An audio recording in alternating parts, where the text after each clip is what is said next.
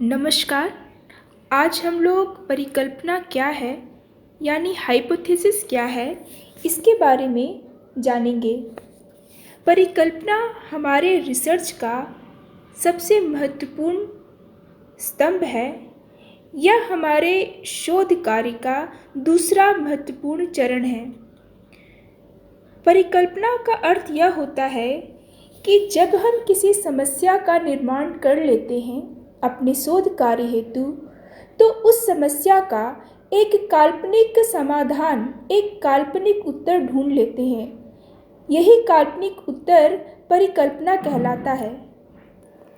जैसे उदाहरण के लिए एक डॉक्टर किसी की चिकित्सा करते समय एक परिकल्पना का सहारा लेता है और कहता है कि अमुक लक्षणों के कारण अमुक रोग हो सकता है, और इस अनुमानित कारण को देखते हुए वह एक अनुमान से औषधि का सुझाव देता है।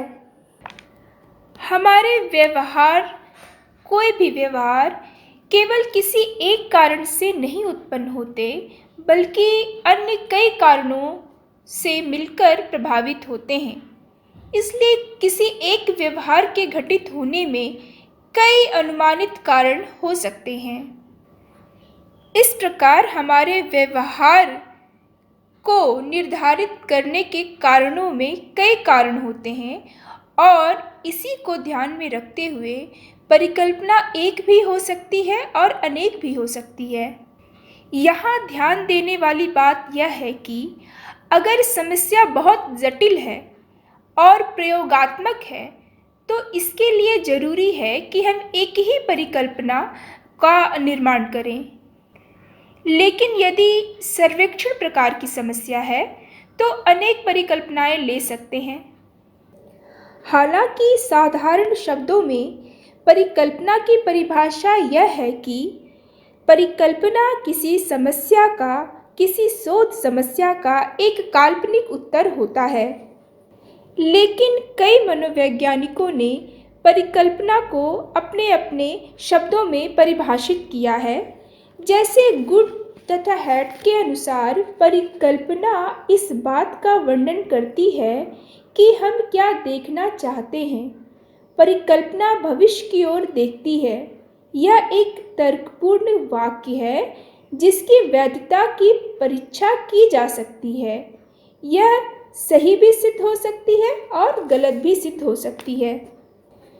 इसी प्रकार से बार तथा स्केट्स के अनुसार परिकल्पना एक अस्थायी रूप से सत्य माना हुआ कथन है, जिसका आधार उस समय तक उस विषय अथवा घटना अथवा शोध समस्या के बारे में ज्ञान होता है, और इसे नए सत्य की खोज के लिए आधार बनाया जाता है। इसी प्रकार टाउनसेंड की परिभाषा के अनुसार परिकल्पना अनुसंधान की समस्या के लिए सुझाया गया उत्तर है।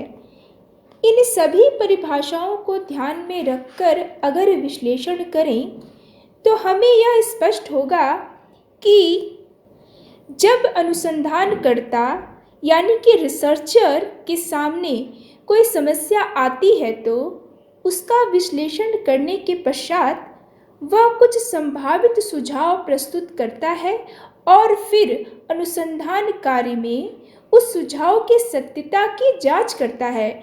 इसी सुझाव को परिकल्पना कहते हैं। इस प्रकार से यह स्पष्ट होता है कि परिकल्पना हमारे शोध का दूसरा प्रमुख चरण है, जो कि हमारे शोध समस्या का एक काल्पनिक उत्तर होता है। उम्मीद है आप लोग परिकल्पना क्या है इसे समझ गए होंगे। वीडियो देखने के लिए धन्यवाद।